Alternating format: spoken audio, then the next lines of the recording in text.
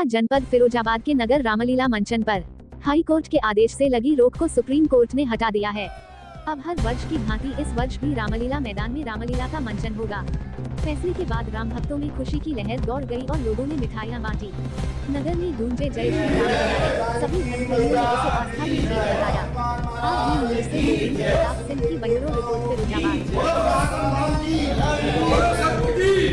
इस बार जो supreme court से जो फैसला आया, इस बारे में क्या कहना चाहते हैं रामलीला को लेकर? ये सुप्रीम कोर्ट के फैसले का बहुत बहुत स्वागत करते हैं।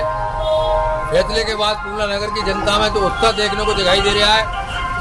बहुत ही लोगों में उत्साह है और राम का कार्य और बढ़िया तरीके से भव्य रूप से और अच्छी तरीके से किया जाएगा। भैया, इस जीत को आप किस तरीके से देखते हैं? भगवान ने जो हमें आशीर्वाद दिया है, बहुत बड़ी जीत है।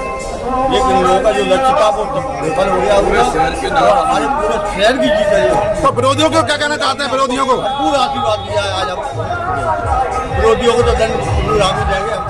प्रभु श्री राम की रामलीला को मंचन के रोकने के लिए हाईकोर्ट में एक PIL दाखिल की थी, परंतु प्रभु राम ने हम सभी लोगों को ऊर्जावान करते हुए, ऊर्जा देते हुए हम सभी लोग सुप्रीम कोर्ट गए और वहां से सुप्रीम कोर्ट ने अपनी सुप्रीम पावर के तहत आज हम सभी लोगों को उस आदेश को आज हमारे पक्ष में किया है। अब रामलीला का जो मंचन 100 वर्षों से होता आ रहा था, वो इसी रामलीला मैदान में होगा।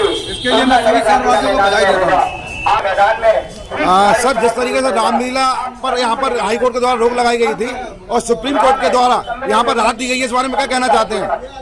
देखिए, हाई कोर्ट द्वारा जो रोक लगाई गई थी, हमारी कमेटी जो है सुप्रीम कोर्ट पहुंची। एक कहावत है, नहीं है काल की शक्ति कर जो बाल विवाह का, पड़ा है सामने मेरे जगत का आज बल फीका। सुप्रीम कोर्ट पर जाकर जो हमको विजय प्राप्त हुई है, सनातन धर्म की जीत हुई है। आज पूरा नगर, क्या पूरा देश को गर्व है। हम सुप्रीम कोर्ट को बहुत बहुत बधाई देते हैं इस कार्य के लिए और बहुत बहुत शुभकामनाएं देते हैं। विद्रोहियों को क्या संदेश देना चाहते हैं? जो विद्रोही है, जिन्होंने हमारे आस्था को ठेस पहुंचाने का काम किया है, हम उनको आगे के लिए सचेत करते हैं कि उनके खिलाफ सख्त कार्रवाई प्रशासन करेगा और समाज से उनको बहिष्कार किया जाएगा कि ऐसी आगे रामलीला जो होती है टूंडला में, उस पर हाई कोर्ट का जो स्टे आ गया था, तो आज सुप्रीम कोर्ट का जो ऑर्डर आया है उससे काफी टूंडला में सभी लोग खुश हैं। तो इस बारे में सर क्या कहना चाहते हैं आप? देखिए, खुशी तो खुशी होती है। प्रभु राम का जो रामलीला मंचन लगभग 100 वर्षों से यहाँ पर हो रहा है और सबकी प्रभु राम में आस्था है। वो आस्था को लेकर के हर वर्ष जो रामलीला का आयोजन होता है, सब लोग देखने भी जाते हैं और उनसे जो है कहीं न कहीं हम लोगों को सीख मिलती है। मर्यादा पुरुषोत्तम राम जो एक अच्छे विचारधारा से और पुरुषों में उत्तम जब कहा गया है, तो कहीं न कहीं वो मर्यादा से जुड़े रहे और उनके आदर्श पर चलने के लिए, उनके संस्कार, उनके विचारों पर चलने के लिए वहाँ से हम लोगों को सीख मिलती है। जो हमारी नई पीढ़ी है, जब हम लोग जाते हैं तो बच्चे भी सीखते हैं कि राम क्या थे, जानकारी नहीं है। मगर 100 वर्षों से वो कार्यक्रम चल रहा था। कहीं कोई व्यक्ति गया, उसने आपत्ति उस पर लगाई थी कि विद्यालय है, प्रांगण है, मगर विद्यालय से पहले ही रामलीला का मंचन वहाँ पर होता था। वो रामलीला का ही प्रांगण है।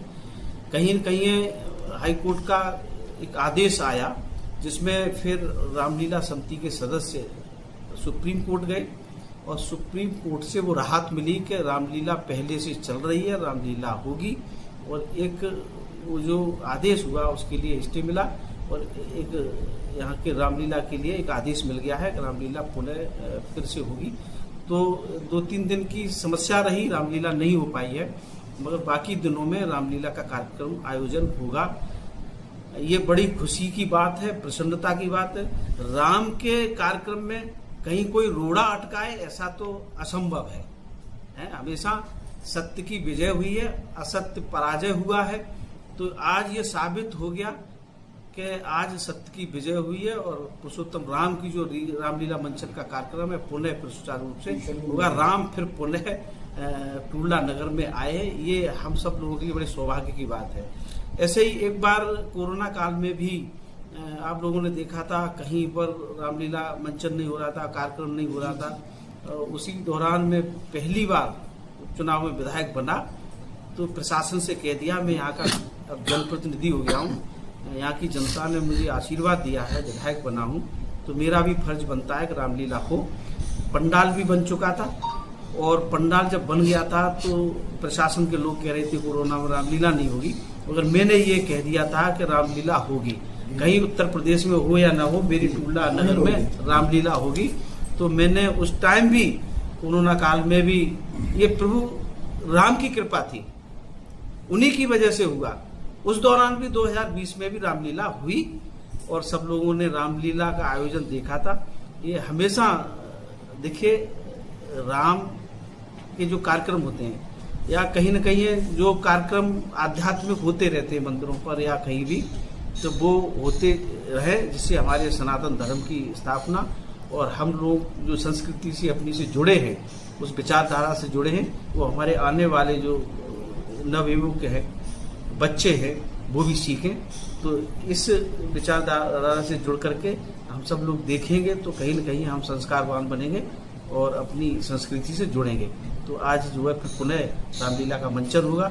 सभी लोगों से मेरा निवेदन है, अनुरोध है कि सब लोग रामलीला में जाकर के रामलीला मंचन का आनंद लें और प्रभु श्री राम के पद चिन्हों पर चलने का कार्य